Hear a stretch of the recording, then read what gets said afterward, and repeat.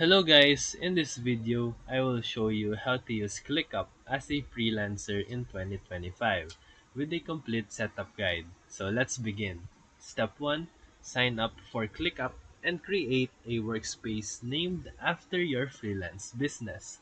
Step 2. Create a client projects folder and add a list for each client. Step 3. Inside each list, add tasks for milestones, content, communication, and deadlines. Step 4. Use subtasks to break things down further and assign due dates. Step 5.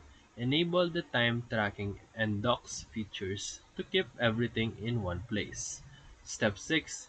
Create dashboards to view project, timelines, workload, and productivity stats. That's your full ClickUp setup as a freelancer, which is efficient and organized. So if this video helped you, feel free to like and subscribe for more quick tutorials, reviews, and comparison videos. Thank you for watching.